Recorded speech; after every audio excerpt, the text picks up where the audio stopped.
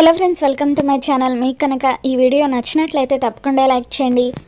6 మాటలకు కన్నీరు పెట్టిన యమధర్మరాజు గుప్తాతో ఆ మహాసాధ్వి చనిపోయిన తర్వాత కూడా తన కుటుంబాన్ని కష్టాల పాలు కాకుండా కాపాడుకుంది. అటువంటి మహాసాధ్వి మాటలు వింటే నేను బాధపడకుండా ఉండలేకపోయాను అని చెప్పి యమధర్మరాజు ఆ బాలికకు వచ్చిన కష్టాన్ని నేను తీర్చలేకపోవచ్చు, కానీ తన మనసుకి కాస్త ఆనందాన్ని కలిగిద్దామని అనుకుంటున్నాను. వెంటనే తన పిల్లల్ని తనకి చూపించు అని చెప్పి యమధర్మరాజు గుప్తాకి చెప్పడంతో గుప్తా అలాగే ప్రభు అని చెప్పి వెంటనే 6 దగ్గరికి వస్తాడు. మా ప్రభువుల వారు నీకు ఒక సంతోషకరమైన విషయాన్ని చెప్పమన్నారు. ఈ మాయా దర్పం ద్వారా నీ పిల్లలు ఏం చేస్తున్నారో చూపిస్తాను బాలిక, చూసి సంతోషించు అని చెప్పి గుప్తా అనగానే అప్పుడు 6 నిజమా గుప్తా గారు, నా పిల్లలు ఏం చేస్తున్నారో ఇప్పుడు ఈ మాయాదర్పం ద్వారా చూపిస్తారా అని చెప్పి 6 ఎంతగానో సంతోషపడిపోతూ చూపించండి గుప్తా గారు, నా పిల్లల్ని చూడాలని నాకు ఎంతో ఆరాటంగా ఉంది, కానీ మిమ్మల్ని అడిగితే మళ్ళీ మీరేమంటారోనని భయపడి ఇప్పటి వరకు అడగలేదు అని చెప్పి నిజంగా మీ యమధర్మరాజు గారు చాలా మంచివారు, ఆయనకి నా తరపున థ్యాంక్స్ చెప్పండి అని చెప్పి 6 అంటూ ఉంటుంది. మరోవైపు అమర్ రామ్మూర్తి వాళ్ళ ఇంటికి వచ్చేస్తాడు. రామ్మూర్తి అమర్తో బాబుగారు మీరు ఒక్క నిమిషం ఇక్కడే నిలబడండి అని చెప్పి మంగళతో వస్తే మంగళ లోపలికి వెళ్ళి హారతి తీసుకురా, అమ్మాయికి అబ్బాయికి హారతి ఇవ్వాలని చెప్పి అంటూ ఉంటే అలాగే అయ్యా అని చెప్పి మంగళ లోపలికి వెళ్ళి హారతి పళ్ళని తీసుకొస్తుంది. రామ్మూర్తి హారతి వెలిగిస్తాడు. ఇక అప్పుడు మంగళ బాగీకి అమర్కి కలిపి దిష్టి తీస్తుంది. పిల్లలకు కూడా తీవే అని చెప్పి రామ్మూర్తి అంటూ ఉంటే అప్పుడు మంగళ పిల్లలకు కూడా దిష్టి తీస్తుంది. ఇక ఇదంతా చూస్తున్న మనోహరికి ఒళ్ళు మండిపోతూ ఉంటుంది. అమర్ పక్కన ఉండాల్సింది నేను, దీన్ని అమర్ పక్కన చూసిన ప్రతిసారి నా గుండె కోపంతో రగిలిపోతుంది. ఎంత త్వరగా వీలైతే అంత త్వరగా వీళ్ళిద్దరిని విడగొట్టాలి, దీని స్థానంలో నేను ఉండాలి అని చెప్పి మనోహరి అనుకుంటూ ఉంటుంది. ఇప్పుడు ఇద్దరు కుడికాలు పెట్టి లోపలికి రండి బాబు అని చెప్పి రామ్మూర్తి అనగానే అమర్ బాగి ఇద్దరు కూడా ఇంట్లో కుడికాలు పెట్టి లోపలికి వస్తారు. అమర్ బాగి ఇద్దరు కూడా ఒకరినొకరు చూసుకుంటారు. వెనకాలే పిల్లలు కూడా ఇంట్లోకి వస్తారు. పిల్లలు ఇల్లంతా కూడా తిరిగి చూస్తూ ఉంటే ఏం పిల్లలు మీకు ఈ ఇల్లు నచ్చలేదా అని చెప్పి రామ్మూర్తి అంటూ ఉంటే అప్పుడు పిల్లలు లేదు తాతయ్య, ఇల్లు మాకు చాలా బాగా నచ్చింది, ఈ ఇంటికి మేము మొదటిసారి వచ్చినా కూడా ఈ ఇంటితో మాకేదో అనుబంధం ఉన్నట్టుగా మాకు అనిపిస్తుందని చెప్పి పిల్లలు అంటూ ఉంటే అచ్చం నాకు కూడా మీ ఇంటికి మొదటిసారి వచ్చినప్పుడు అలాగే అనిపించింది పిల్లలు అని చెప్పి అంటూ ఉంటాడు. ఒకవేళ మా అమ్మ కనుక పుట్టినిల్లు ఉంటుంటే ఇలాగే ఉండుండేదేమో తాతయ్య అని చెప్పి నిజంగా ఇల్లు ఎంత బాగుందో అని చెప్పి పిల్లలు అటు ఇటు పరిగెత్తుతూ ఉంటే అప్పుడు రామ్మూర్తి మెల్లిగా పిల్లలు అని చెప్పి అంటూ ఉంటాడు. తాతయ్య ఇంతకీ మేము ఏ గదిలో ఉండాలి తాతయ్య అని చెప్పి అంటూ ఉంటే అదిగో అది మీ మిస్సమ్మ గది, మీరు అందులో ఉండొచ్చు అని చెప్పి రామ్మూర్తి అంటూ ఉంటాడు. దాంతో పిల్లలు థ్యాంక్స్ తాతయ్య అని చెప్పి ఆ గదిలోకి వెళ్ళిపోతారు. బాబు గారికి గది చూపించమ్మా అని చెప్పి రామ్మూర్తి అంటూ ఉంటే అప్పుడు బాగి అమర్ని రండి రూమ్ చూపిస్తాను అని చెప్పి అమర్ని బెడ్రూమ్లోకి తీసుకువెళ్తుంది.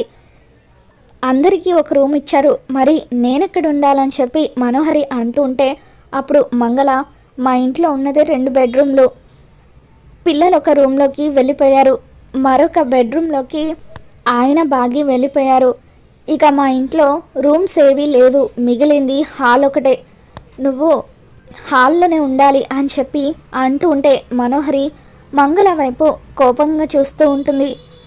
తర్వాత రామ్మూర్తి పిల్లలకి ఏం కావాలో చూసుకోవే, నేను ఇప్పుడే వస్తాను అని చెప్పి రామ్మూర్తి అలా బయటకు వెళ్తాడు. ఏంటి మీ ఇంటికి వచ్చానని ఎక్స్ట్రా చేస్తున్నావు అని చెప్పి నేను హాల్లో ఉండాలా అని చెప్పి మనోహరి అంటూ ఉంటే అప్పుడు మంగళ చూడండి మేడం, నా మీద కోప్పడినంత మాత్రాన మీకు ఏమీ రాదు, ముందు మీరు ఆ బాగీని ఆయన్ను ఒకటి కాకుండా చూడండి, మీరు చేయాల్సిన పని అది అని చెప్పి అంటూ ఉంటే నేను కూడా దాని గురించే ఆలోచిస్తున్నానని చెప్పి మనోహరి అంటూ ఉంటుంది. పిల్లలంతా కలిసి బాగి బెడ్రూమ్లో కూర్చొని ఉంటారు. మిస్సమ్మ రూమ్ చాలా బాగుంది కదా అని చెప్పి పిల్లలంతా కూడా మాట్లాడుకుంటూ ఉంటారు.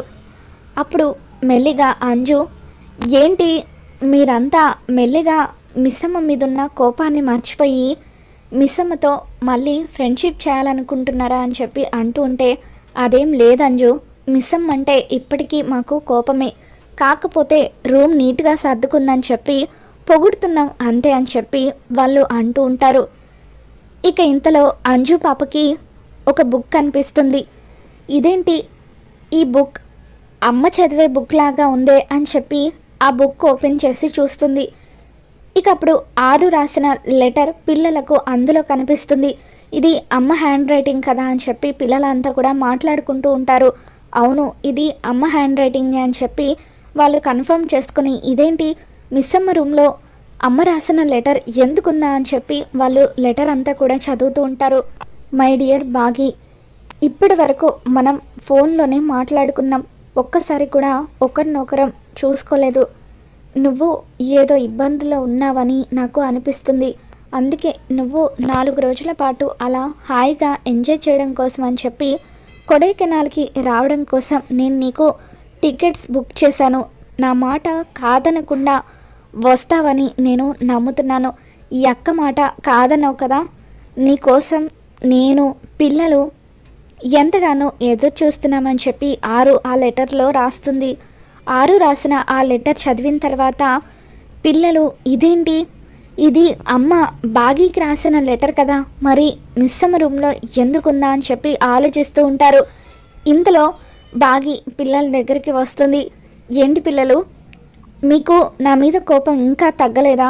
సరే, మరి మీకు నా మీద కోపం ఉంటే నేను మీకు సంబంధించిన పనులేవి చెయ్యనులేండి, మీతో మాట్లాడనులేండి, వెళ్తున్నానని చెప్పి బాగి అక్కడి నుండి వెళ్ళబోతూ ఉంటే, ఒక్క నిమిషం మిస్సమ్మ అని చెప్పి పిల్లలు అంటూ ఉంటారు. ఏంటి పిల్లలు అని చెప్పి బాగి అంటుంది. అప్పుడు పిల్లలు, ఇది మా అమ్మ రాసిన లెటర్, ఇది నీ దగ్గర ఎందుకుంది మిస్సమ్మ అని చెప్పి పిల్లలు బాధగా అడుగుతూ ఉంటారు.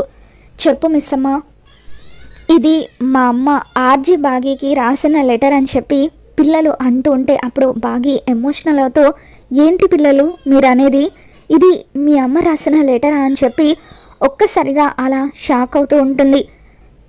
చెప్పు మిస్సమ్మ, ఈ లెటర్ నీ దగ్గర ఎందుకుందని చెప్పి పిల్లలు అలా అడుగుతుంటే, ఇది మా అక్క నాకు రాసిన లెటర్, నేనే ఆర్జే బాగిని అని చెప్పి పిల్లలకు బాగి అలా నిజం చెప్పడంతో పిల్లలు ఒక్కసారిగా బాగిని హత్తుకొని ఏడుస్తూ ఉంటారు.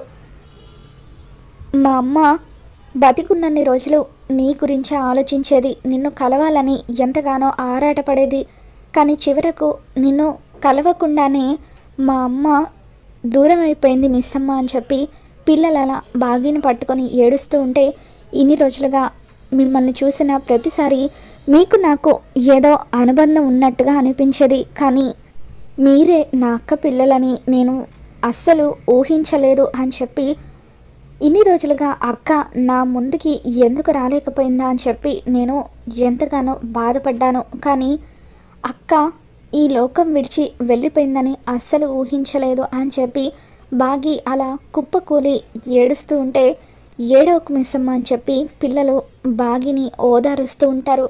నేను నా అక్కకి ఇచ్చిన మాట ప్రకారం మిమ్మల్ని విడిచి ఎక్కడికి వెళ్ళను, నా కంఠంలో ఊపిరున్నంత వరకు నేను మీతో పాటే ఉంటాను, మీకు ఏ కష్టం రాకుండా చూసుకుంటాను అని చెప్పి బాగి పిల్లలతో అంటూ ఉంటే, ఇకప్పుడు చాటుగా ఉండి బాగి మాటలు వింటున్న అమర్ ఆరుని గుర్తు చేసుకొని కన్నీళ్లు పెట్టుకుంటాడు.